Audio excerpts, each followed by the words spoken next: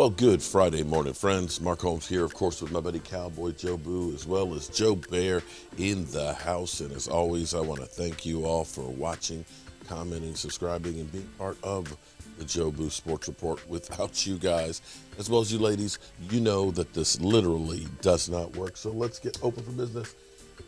And let's wake up the football gods here on day number 2 of the NFL draft. Right now, the Dallas Cowboys have a new player in Tyler Smith. Last night, drafting Tyler Smith, and you know, the funny thing is no matter what the Cowboys do, people won't be happy. I hate to say it, but we as Cowboys, as a fan base, are whiny little bitches sometimes because we can do great things and still it wasn't the right move. But we'll see how this one works out. Let's go to last night, the call to one Tyler Smith. Nah, it is, Coach. Ain't no feeling like it, man. I'm telling you. Oh, y'all. You. Shannon, I don't even know what I'm going to have to unjoin these groups. We are here. Yeah, we are here. Pitching ourselves. You need to. That's it. But you ain't good hands. Yes, sir. Ain't too many teams like America's teams, sir. Absolutely. Thank you for bringing me home.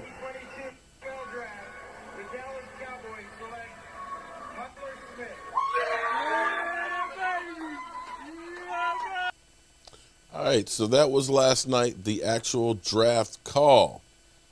So here was ESPN's breakdown that they had of him, showing just a few plays of what he can do. And let's take a peek at that. He's very raw. Very, very raw. He's young, and he has a lot he can learn. So here you see him over here. See him over here at tackle, right? He's got some nastiness with him. You like that, okay? He is very strong and very physical. Look at this. You see him just literally dominate that guy and just push him around, okay? You like that. All right, right here, boom. You see him pull? You see him pull and boom, just take the guy out. The Cowboys do like to do a lot of pulling and like to make their guys, especially their guards, do a lot of pulling and getting to the second level. Seeing him do that was actually really, really good. Watch some more here. Boom. Taking the guy down when he tried to do the spin move. I tell you what, when he goes on you, he goes on you. And there, that right there, if we are talking about Connor McGovern, the problem, I want to go back a little bit here because what I want you to understand is this is a combination block right here, okay? What his job is basically help chip the tackle and then get to the second level to get to the linebacker. That was a problem that we had with Connor McGovern. Connor McGovern could not get to the linebacker. And this is key. And this is where I always talk about having a defensive tackle who can clog up the middle and keep that guard from getting there. Now, take a look at this again because I actually love this.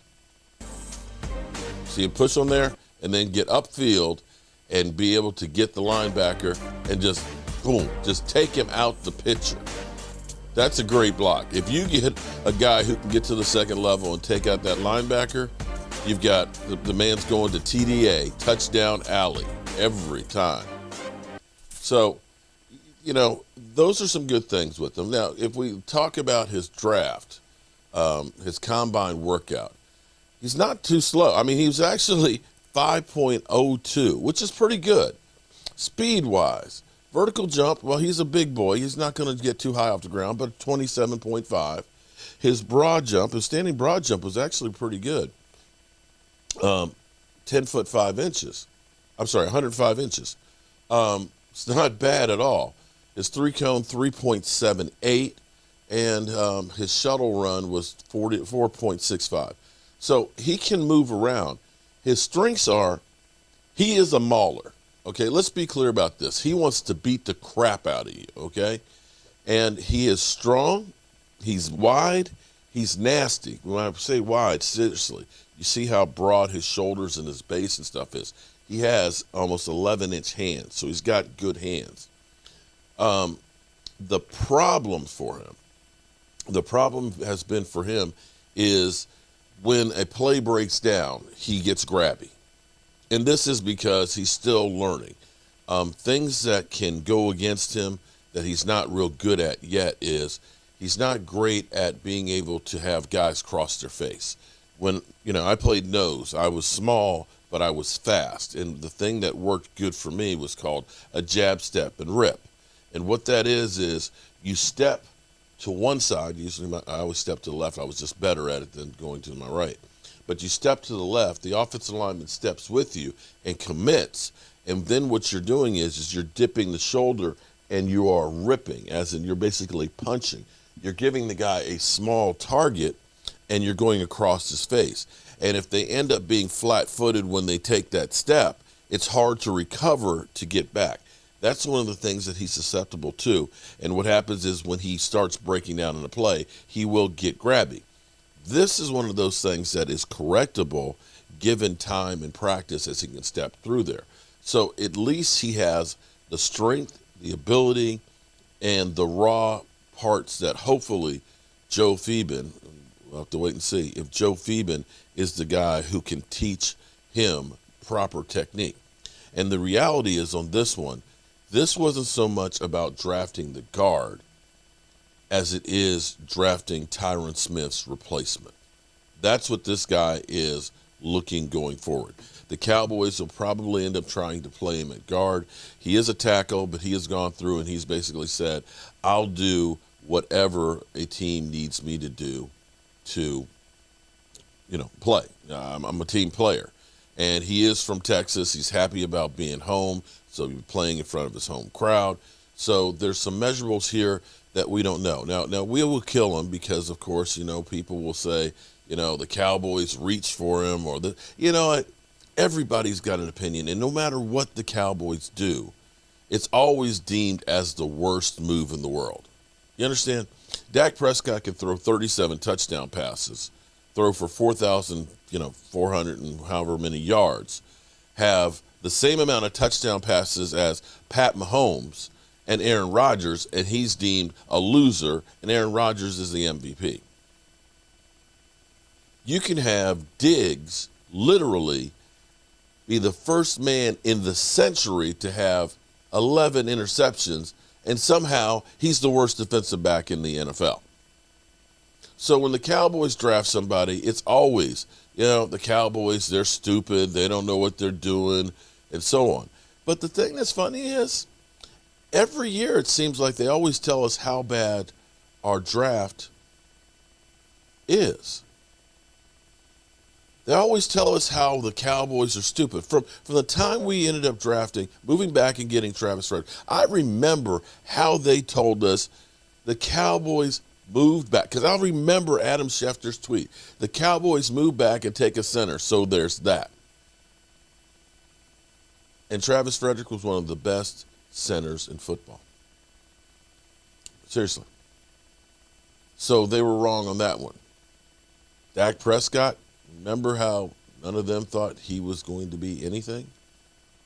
And the Cowboys have drafted more All-Pros over the last 10 years than anybody. The one thing that you can say that you have to at least give trust or give faith in, at least, is the Cowboys drafting. I know everybody will go back to, of course, Taco Charlton and everything else. Okay, so you got one wrong. Take a look at the Eagles, how many they've got wrong. Take a look at the Giants, how many they've got wrong. I think we're allowed to have a few bad ones here and there.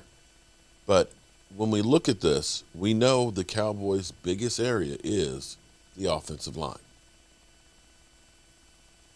We have to do something about the offensive line. We know Tyron Smith can't hold up for a whole season. Well, we got a guy who can play there, Tyron Smith.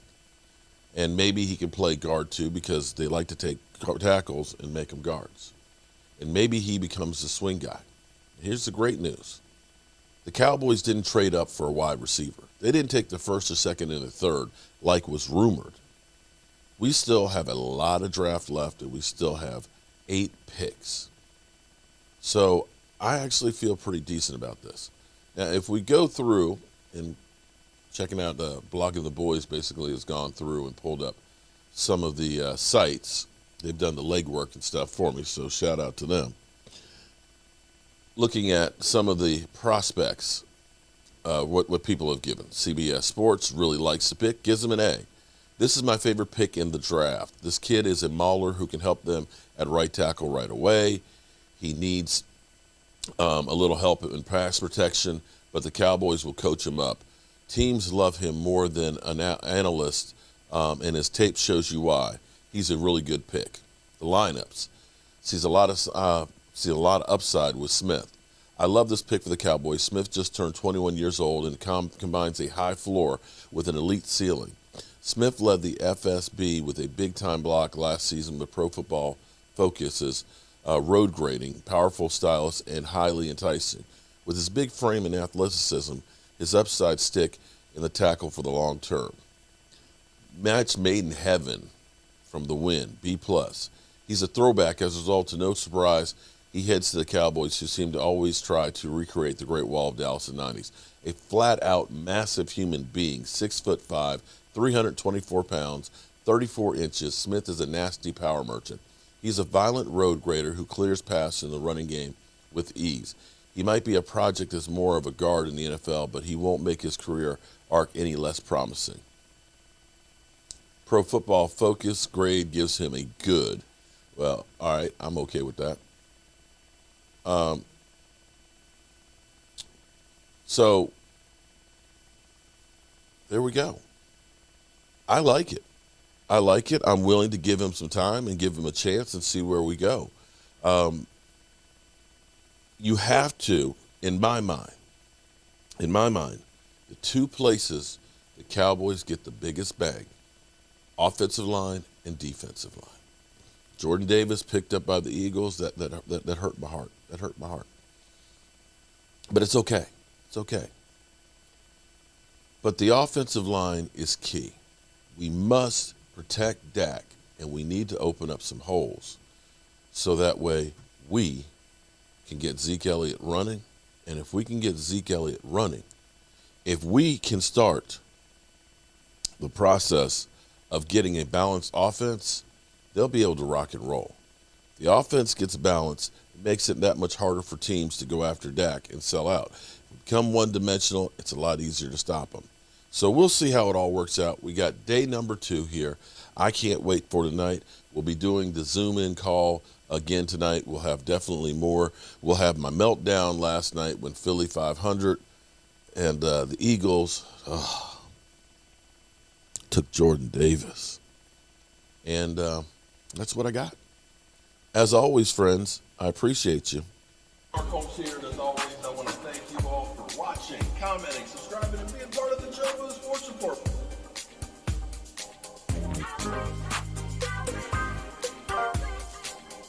You did one hell of a job, and the only thing else I got to say is